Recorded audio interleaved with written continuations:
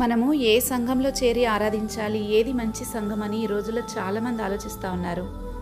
దీనికి జవాబు కావాలంటే అసలు దేవుడు సంఘాన్ని ఎందుకు ఏర్పరిచారో అర్థం చేసుకుంటే అప్పుడు మనకి స్పష్టంగా తెలుస్తుంది ఏది అసలైన సంఘము అని. దానికి 7 విషయాలు చూద్దాం. 1, విశ్వాసి ఒంటరిగా ఉండటం మంచిది కాదని సహవాసాన్ని దేవుడు ఏర్పాటు చేశారు. కాబట్టి మంచి సహవాసం అంటే మన విశ్వాసాన్ని, నిరీక్షణను, ప్రేమను వృద్ధి చేయగల సహవాసం ఉన్న సంఘం ఏదో చూసుకోవాలి. మన విశ్వాసాన్ని చెరిపేసేది కాకుండా విశ్వాసాన్ని బలపరిచే సహవాసం కలిగి ఉండాలి. 2, క్రీస్తు యొక్క మర్మము, జ్ఞానము సంఘము ద్వారా బయలుపడాలని దేవుని ఉద్దేశమై ఉంది.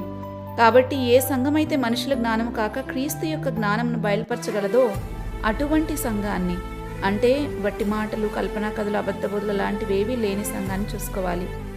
3, విశ్వాసి సంపూర్ణంగా ఎదగాలని దేవుడు అపోస్తలులు, ప్రవక్తలు, కాపర్లు, బోధకులు, సువార్థికుల పరిచర్యలను సంఘంలో ఏర్పాటు చేశారు.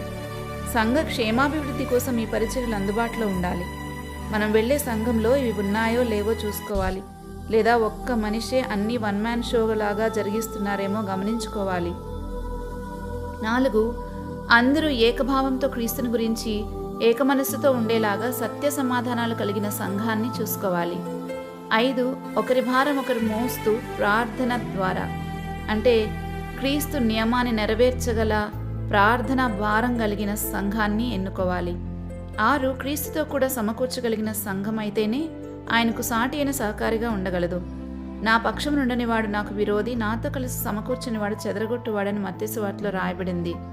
కాబట్టి ఆయన పనిని చెదరగొట్టే సంఘం కాకుండా ఆయనతో కలిసి సమకూర్చగలిగే సంఘాన్ని చూసుకోవాలి. 7, వివాహ మహోత్సవానికి హాజరు కావలసి ఉంది కనుక రాకడకు సిద్ధపరచగలిగే సంఘమై ఉండాలి. అన్నిటికీ మించి ప్రేమలేని సంఘమైతే దేవునిది అసలే కాదు, ఎందుకంటే దేవుడు ప్రేమస్వరూపి ఉన్నాడు గనక. వీటన్నిటిని గమనించినప్పుడు అన్ని విషయాల్లో సంఘం ఆరితేరినదై ఉండకపోవచ్చు, కానీ కనీసంగా అలా ఉండడానికి ప్రయత్నిస్తున్న సంఘాన్ని ఎన్నుకున్నా మంచిదే. పరిశుద్ధాత్మకు ఇవ్వాల్సిన స్థానాన్ని ఇస్తూ సంఘమునకు క్రీస్తే శిరస్సు గనక ఆయన చిత్త ప్రకారం ఆయన ఆలోచనను బట్టి పరిశుద్ధాత్ముడు మనల్ని నడిపించగలిగే సంఘ సహవాసంలో ఉండటం మనందరికీ ప్రయోజనకరం. మరి మీరు వెళ్ళే సంఘం ఎలా ఉంది? వాక్యంతో ఉదక స్నానము చేత పవిత్రపరచబడుతున్నారా?